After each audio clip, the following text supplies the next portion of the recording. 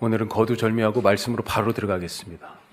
첫 번째로 같이 해보죠. 신앙이 생활로 뻗어나가게 하라. 신앙이 생활로. 삶과 분리된 신앙은 없다. 삶과 분리된 말씀도 없다. 그것입니다. 생활과 신앙은 하나예요. 동전의 양면 같은 거죠. 하나님이 이스라엘 백성들을 광야로 이끌어 오셨습니다. 홍해를 건너서 광야를 가로질러 어디로 갔어요? 시내산에. 시내산에 가가지고 나는 이제 너희의 하나님이 되고 너희는 내 백성이 된다 하시면서 말씀을 주셨습니다. 그 증표로 말씀을 주셨어요. 어떤 말씀입니까? 하나님의 백성이 사는 법, 생활하는 법을 주신 거예요. 앞으로 광야에서 이제 살아가야 되잖아요. 아직 광야 생활이 아직 시작도 안 됐어요. 광야에서 이제 사는 법, 장차 요단강을 건너서 약속한 그 땅 가나안에 가서 사는 법.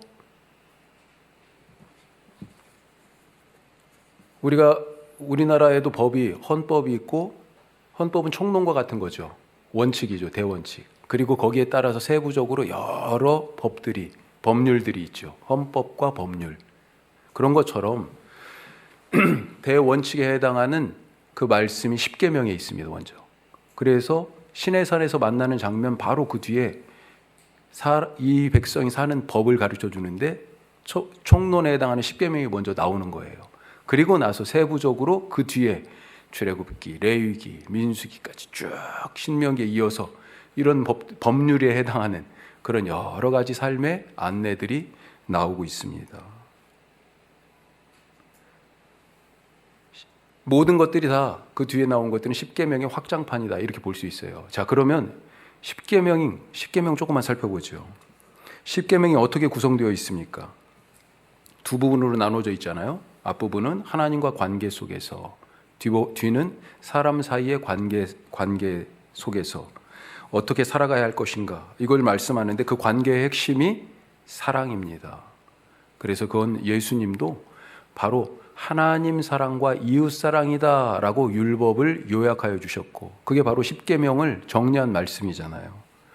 자, 먼저 앞부분에 언급된 하나님 사랑에 대한 계명, 이것은 1계명이 뭐예요? 오직 여호와만 하나님이시다 라고 하는 그런 전제에서 시작하는 거예요. 나머지는 다 이 바탕 위에 나옵니다. 따라서 다른 신은 없습니다. 여호와만 하나님이니까 다른 신이 없어요. 그런데 사람들이 자꾸 다른 신을 만들어. 왜요? 자기 복 받으려고, 더 많이 가지려고, 그거 꼭 이루려고, 성취하고 성공하려고 그런 욕심으로 자기를 위하여 우상을 만듭니다. 두 번째 계명이 그래서 그렇게 시작해요. 너희를 위하여, 자기를 위하여 우상을 만들지 말라. 예? 또 여호와의 이름을 망령되이 부르지 말라라고 하십니다. 이것은 여호와 하나님의 이름을 빙자해서 하나님을 이용해서 자기 목적을 이루려고 하는 것에 대한 경고예요. 자기 주장, 내 말이 막 통하게 하기 위하여 하나님의 이름을 이용해. 예? 자기 이익, 자기 욕심, 자기 성취를 위해서 하나님의 이름을 마구 갖다 쓴다는 것입니다. 그거 하지 말라는 거예요. 또 안식일을 기억하고 거룩하게 지키라고 했습니다. 뭐예요? 하나님의 리듬을 따라 살라는 겁니다. 네 맘대로 살지 말고 하나님께 발맞춰서 하나님의 박자에 맞춰서 노래를 오늘 지금 찬송을 했는데 찬양대 가요. 오랜만에 감사해요. 지휘자의 박자에 맞춰야죠. 나는 템포가 이래. 누구는 천천히 부르고 누구는 빨리 부르면 되겠어요? 창조의 리듬, 하나님의 리듬을 맞추라는 거예요. 중심이 누굽니까? 기준이 누구예요? 하나님입니다. 이 모든 것이 뭐예요? 여호와만 하나님이기 때문에 가능한 얘기예요. 이 십계명의 말씀 뒤에 출애굽기 20장의 십계명이 있는데 20장 맨 뒷부분에 지금 이 하나님과의 관계 속에서 하나님을 사랑하는 법, 이 예배하는 법에 대하여서 더 구체적으로 이제 나오기 시작해요. 소위 말해서 이제 법률이 나오는 거죠. 우상 숭배하지 말라는 말씀을 다시 반복하고, 예배하기 위하여 하나님 앞에 단을 쌓아야 되잖아요. 단을 어떻게 쌓아라?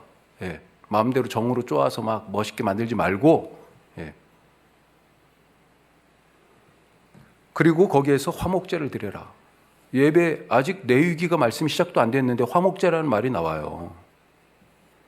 그리고 이것은 출애굽기 후반부에서는요, 성막을 짓는 대로 이어지고, 레위기에서는요, 하나님을 예배하는 여러 제사를 통해서 어떻게 하나님을 사랑하는지 더 구체적으로 확장판이 되어서 나타나고 있습니다. 자, 십계명 후반부는 어떤 얘기입니까? 사람 사이의 관계 속에서 어떻게 사랑하며 살아감으로 하나님을 예배할 수 있는지, 그것을 가르쳐 주죠. 먼저 부모를 공경하라는 명령이 있습니다. 이건 긍정 명령이에요. 그런데 나머지는 그 뒤에 나오는 모든 것은 부정 명령이에요. 금지예요. 다. 살인하지 말라, 간음하지 말라, 도력질하지 말라, 예, 거짓말하지 말라, 거짓 증거, 내 이웃의 것을 탐내지 말라, 탐욕 금지, 탐심 금지, 살인 금지, 간음 금지, 거짓말 금지, 도둑질 금지, 금지. 그리고 이 말씀도요, 십계명 뒤에 아까 예배도 확장판이 이제 나오기 시작했잖아요. 그런데 그것은 겨우 5절이에요. 겨우 5절. 그런데 이 사람 사이의 관계에 대한 얘기는 십계명이 20장인데 아예 21장부터 22장, 23장 거의 3장에 걸쳐서 더 많이, 더 광범위하게 어떻게 사람을 사랑하면서 생활 속에서 살아가야 하는지 말씀하고 있어요. 예를 들면 종에 대해서 얘기합니다. 그때는 신분사회였잖아요. 종들을 어떻게 대해야 될 것인지, 그들이 어떻게 자유를 얻을 수 있는지, 또 살다 보니까 서로 주먹질하게 돼. 그런 물리력을 행사했을 때, 폭행으로 다치거나 사람이 죽게 됐을 때 어떻게 해야 할 건지, 재산상의 손실이 발생해요. 그걸 어떻게 보상 혹은 배상할 것인지, 가난한 자들이 있습니다. 이 사람들을 어떻게 돌볼 것인지, 서로 살다 보니까 부딪혀요. 충돌합니다. 그래서 갈등해요. 문제가 생기는 거죠.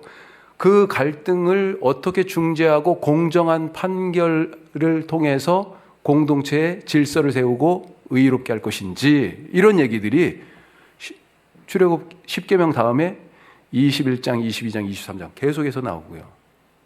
나중에 레위기로 넘어가면요, 더 자세하게 나오죠. 레위기가 통째로, 우리가 예전에 말씀마당에서 레위기 했습니다만 크게 둘로 나눠 볼 수 있잖아요. 레위기를 27장까지 있는데 가운데를 딱 잘라가지고 16장까지, 앞에는 뭐예요?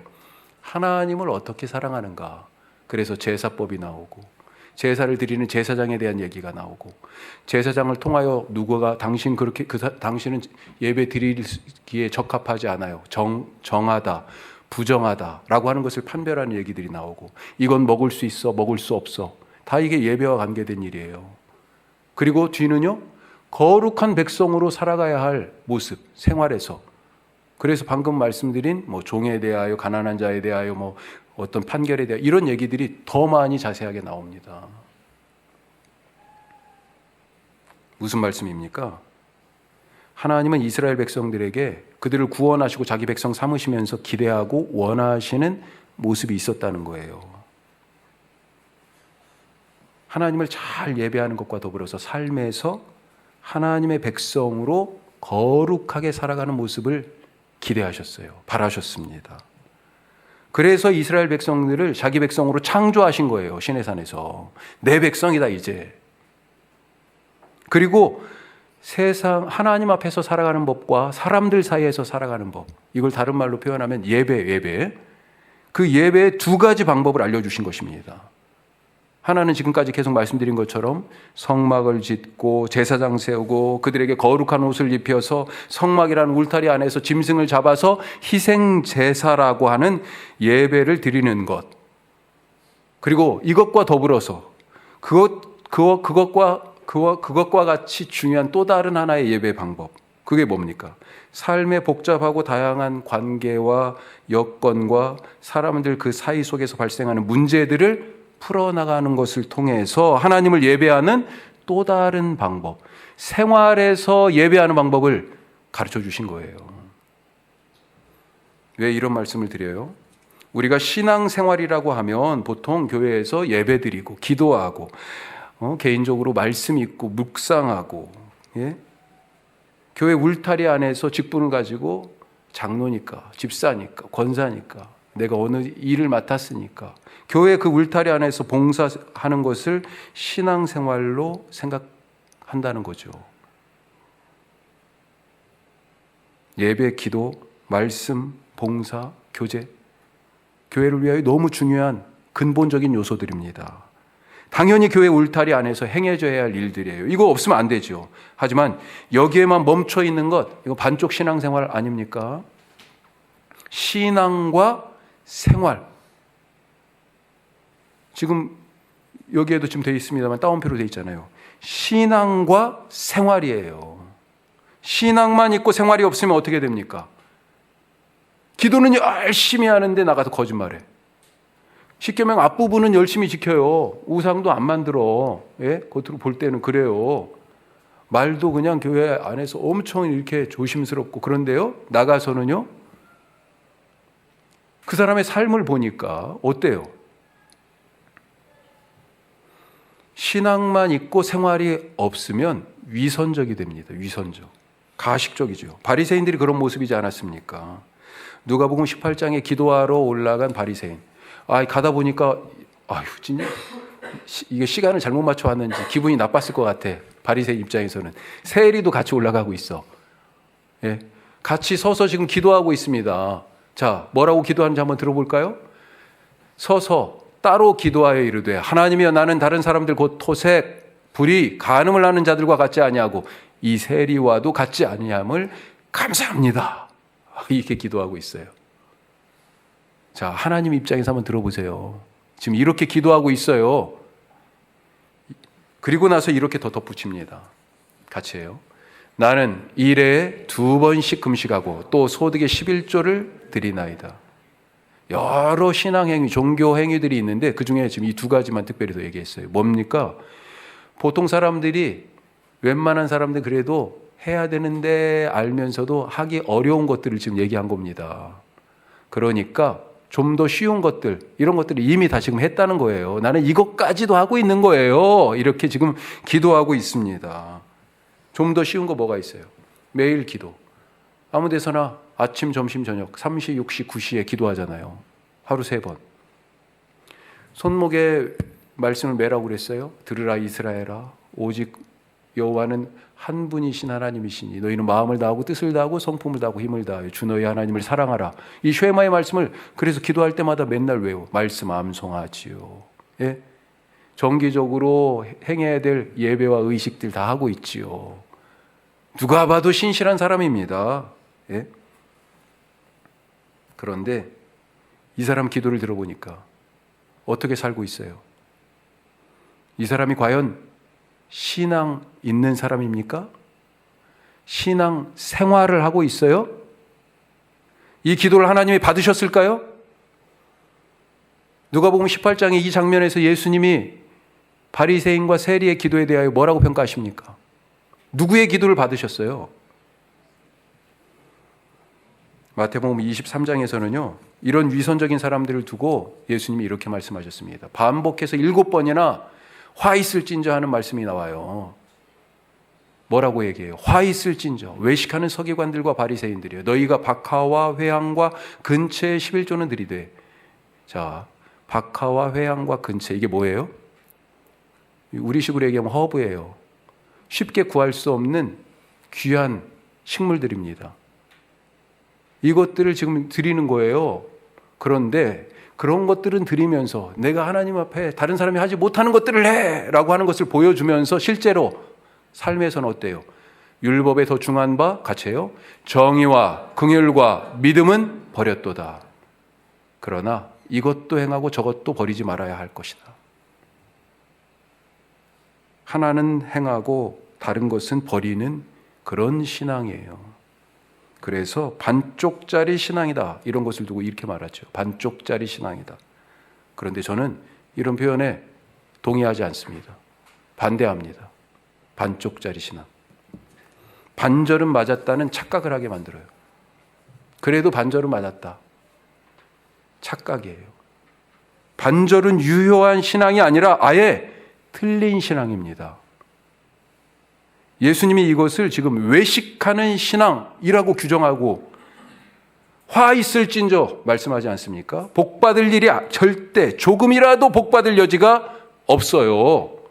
이만큼은 했으니 좋아, 괜찮아 라고 칭찬받을 게 하나도 없는 화를 당할 그런 신앙의 모습이에요. 성경 이야기들을 우리가 잘 한번 생각해 보시죠. 특히 구약의 말씀들. 구약의 말씀들은 사람이 등장해요. 신약과 조금 다릅니다. 사람이 아브라함이 등장하고, 그렇죠. 노아가 나왔고 모세가 나오고 다윗이 나오고 사람 이야기예요. 아니 아브라함이 이야기가 뭐 나하고 무슨 상관이 있어요? 예? 그런 생각이 안 드십니까? 성경은 사람 살아가는 것에 대한 책입니다.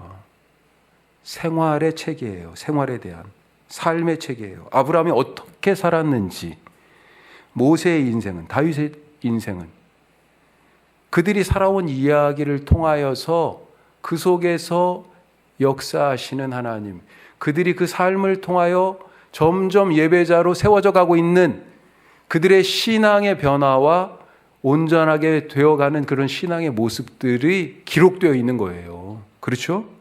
아브라함에 대한 이야기, 어떤 이야기가 써 있습니까? 고향 떠나서 타국에서 이주민으로 살아가는 아브라함의 모습이 있잖아요. 기근을 만났습니다. 살다 보니까 농사가 잘 될 때도 있고, 그런데 아무리 애써도 하늘이 높지 않아요. 비가 안 오는데 어떻게 해요? 우리가 살면서 다 만날 수 있는 얘기잖아요. 나는 그렇게 열심히 공부했는데 길이 안 열려. 나는 충분히 저 사람보다 자격이 더 되는데 받아들여지지 않아요. 예? 억울하죠. 기근을 만났습니다. 이집트로 그래서 내려가잖아요. 약속의 땅을 떠나서. 거기 가가지고 자기가 죽을까 봐 아내를 누이라고 속이잖아요. 참 비겁한 사람이에요. 소유가 많아졌습니다. 나중에. 그랬더니요, 조카 롯하고 부딪혀요. 그것 때문에. 예? 다투다가 결국은 헤어지는 얘기 나오잖아요. 아들이 없어요. 많은 것들도 이루었지만 정작 자기 뒤를 이을 아들이 없어요. 그런 쓸쓸한 노년. 하지만 기적적으로 아들을 낳게 되는 아브라함의 한 사람의 인생 이야기예요. 인생 이야기. 아브라함 이야기뿐만 아닙니다. 모세 이야기도, 다윗 이야기도 마찬가지죠. 그렇게 사람들과 섞여 살면서 만나는 여러 가지 일들 속에서 어떻게 하나님을 알아가고 믿고 예배하게 되는지, 생활이 신앙이 되어가는 이야기. 삶과 신앙이, 생활과 신앙이 둘이 아니라 하나다라고 하는 것을 이 구약의 인물들의 이야기가 보여주는 거예요. 그리고 그 각각의 개인의 생활이 신앙이 되는 이야기들이 모여서 뭐예요? 공동체의 신앙의 이야기가 결국은 그곳으로 확장하게 되는 거죠. 그게 바로 이스라엘의 이야기잖아요. 처음에 창세기에서 아브라함, 야곱, 이삭이라는 개인의 이야기부터 시작해가지고 어디로 가요? 점점 다윗까지 가가지고는요, 이제 왕국의 한 공동체 이야기로 확장되지 않습니까? 역사의 순간순간 그 삶의 자리들이 그리스도인들이 신앙을 고백해야 되는, 신앙이 거기에서 증거되고 그 신앙이 증거되는 신앙으로 말미암아 하나님을 예배하게 되는 그런 모습을 우리에게 보여주고 있는 것이죠. 신앙과 생활은 둘이 아니라 하나예요. 여기에서도 예배했으면 밥 먹는 것도 예배고요, 운전하는 것도 예배고요, 내게 맡겨주신 그 일을 하는 것도 예배고요, 설거지하는 것도 예배다. 그런 마음으로 삶을, 생활을 신앙으로 바꿔나가는 예배하는 분들 되시기를 주님의 이름으로 축복합니다. 두 번째로, 옳으면 옳다, 아니면 아니라 하자. 예면 예, 아니면 아니다. 예수님의 말씀이에요. 우리가 오늘 왜 이런 이야기를 나누고 있을까요? 우리의 신앙이 생활로 뻗어나가지 못하고 교회라는 울타리 안에 머물고 있는 건 아닌가 하는 반성 때문입니다. 다시 말씀드리지만 신앙이 생활로 뻗어나가지 못하면 주일에 나는 예배라도 드렸으니까, 나는 이렇게 예배라도 드리고 있으니까 반쪽이라도 되는 신앙이야, 이게 아니라 외식하는 가짜 생활이 될 수 있어요. 오늘 말씀의 예레미야, 자기가 서 있는 삶의 자리를 외면하지 않았습니다. 생활 속에 그래서 말씀을 뿌린 사람이에요. 당시 이스라엘 공동체가 어떤 생활을 하고 있었습니까? 우리가 오늘 예레미야 20장 말씀 읽었는데 다 볼 수는 없고 바로 조금 앞에 19장의 말씀 한번 보죠. 이렇게 되어 있습니다. 예루살렘 모습 보니까 지금 어떤 일들이 있어요. 우리가 아까 하나님 사랑과 이웃 사랑 크게 그렇게 신앙과 생활을 얘기했었는데 지금 여기에 그 두 가지 모습이 어떻게 부패했는지 나와 있어요. 이곳 예루살렘에서 어떤 일이 있어요? 자기와 자기 조상들과 유다 왕들이 알지 못하던 다른 신들을 섬기고 있어요. 또 이웃을 사랑하라고 그랬는데 무죄한 자의 피가 지금 이 예루살렘 골목 곳곳에 흘려지고 있습니다. 신앙도 생활도 엉망이에요. 하나님이 그것을 보고 계십니다. 참고 또 참고 기다리고 기다렸어요. 그런데 이제는 끝이에요. 심판하시기로 하십니다. 그러면서도 하나님이 살 길을 준비하셨어요. 그래서 예레미야에게 살 방법을 알려주시고 백성들에게 전하라 하신 겁니다. 예언자로 세우시고. 살 길이 뭡니까? 사람들이 들을 때 받아들이기 쉽지 않은 거예요. 왜요? 바벨론에게 항복하라. 바벨론에게 항복하래요. 그래야 산다고. 심판을 받아들이라는 것입니다. 그리고 회개하고 돌아오라는 거예요. 예레미야가 이 말씀을 가감없이 전합니다. 바벨론에게 항복해라. 회개하고 심판을 받아들여라. 그것이 우리가 살 길이다. 하지만 이 말씀을 전하니까 어떻게 됐어요? 오늘 말씀 보세요. 7절, 8절에 뭐라고 되어 있습니까? 예? 7절이 권유하심으로 하나님이 이렇게 되어 있습니다. 이 권유라고 하는 우리가 잘 쓰지 않는 단어가 나왔는데 이게 영어로 deceived 이렇게 되어 있습니다. 속였다 하나님이. 하나님 우리를 하나님 나 속인 거예요? 내가 하나님 말씀 들고 갔는데 오히려 이 말씀 때문에 지금 사람들이 나를 조롱하고 핍박하고 비난하고 그리고 육체적인 물리적인 폭력이 가해져 와요. 두들겨 맞았습니다.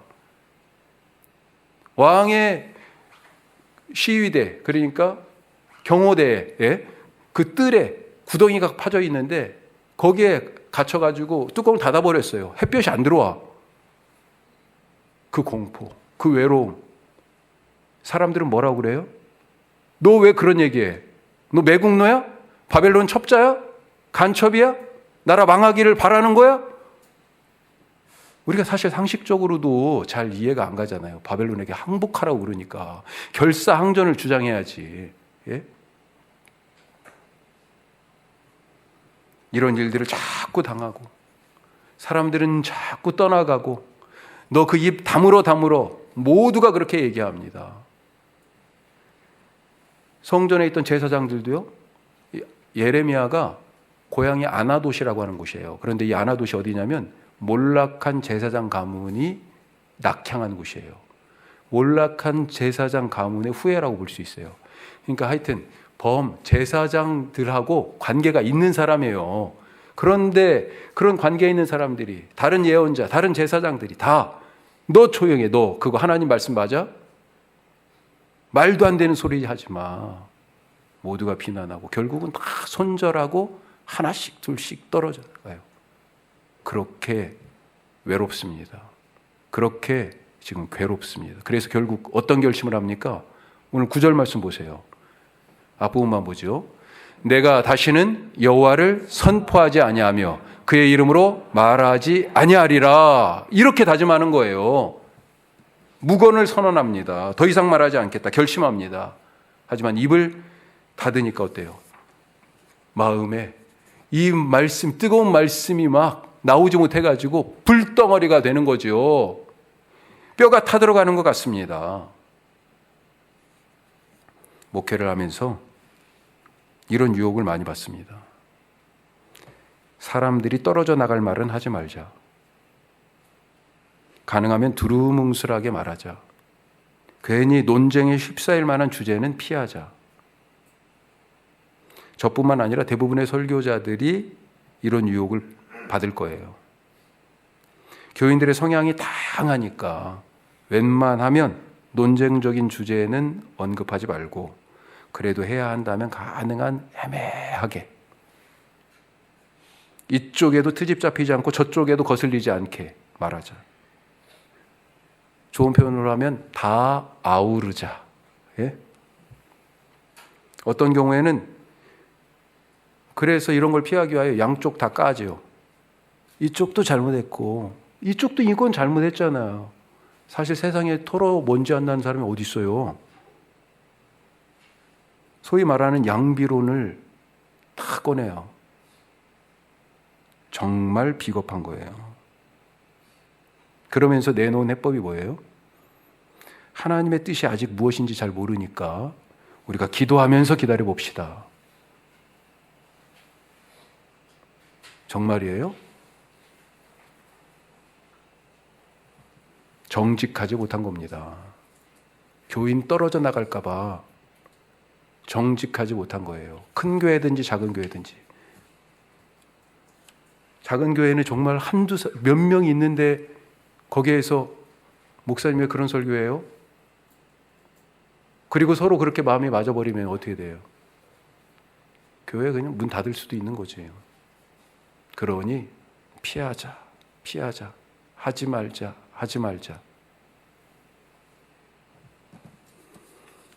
예수님도 겟세마네 동산에서 피땀을 흘리시며 기도하셨습니다. 하지만 결국은 어땠어요? 옳은 것은 옳다, 아닌 것은 아니라 하면서 십자가를 지셨어요. 그 전에 어떤 사람들이 있었습니까? 예수님 주변에? 죄인과 세리의 친구였잖아요. 모두가 거들떠도 안 보는데 예수님이 그들과 함께 먹고 자고 사람들에게 먹을 것을 나눠주셨습니다. 그때 몇 명이 있었어요? 사람 숫자로 셀 수 있는 당시에 남자만 5,000명. 예? 그 많은 사람들이 예수님 주변에 우르르 따라다녔습니다. 갈릴리 바다 이쪽에 계시다가 이 마을에 계시다가 저쪽 마을로 배 타고 가면 사람들은 벌써 언제 거기까지 어떻게 갔는지 날렵게 먼저 가서 기다리고 있었잖아요.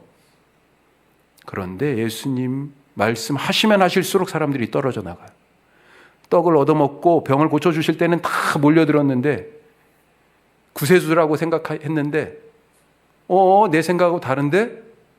그러더니 점점 떨어져 나가요. 누구는 미쳤다고 생각했습니다. 심지어 누구까지 떨어져 나갔어요? 제자들까지. 베드로도 도망갔잖아요. 저는 요즘 전광훈 같은 사람에게서 배우는 게 있습니다. 그의 용기예요, 용기. 자기가 믿는 것을 그대로 행하고 있지 않습니까? 사람들이 비난을 하든지 말든지 상관없이 누군가의 가슴을 뜨겁게 하는 선동을 하고 있잖아요. 거짓말을 하나님의 이름으로 멋지게 포장해서 이것이 복음이다, 이것이 성경이 우리에게 말하는 것이다라고 말하는 것을 주저하지 않습니다. 거짓 선지자도 이 정도의 열심을 가지고 설교하고 거리에서 외쳐대는데 나는 진짜 설교자인가 하는 생각을 하게 됩니다. 예수님의 말씀처럼 옳으면 예, 아니면 아니라고 말해야 되는데 말씀을 맡겨주신 하나님께 죄송하고 소경이 소경을 인도하는 것 같아서 여러분에게 때로 부끄럽습니다. 탄핵 심판정의 모습이 하루 정도 지나면 방송으로 이렇게 나오죠.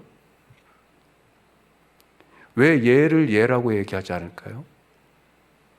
왜 검은 것을 하얗다라고 바꾸려고 그렇게 애를 쓰고 있을까요?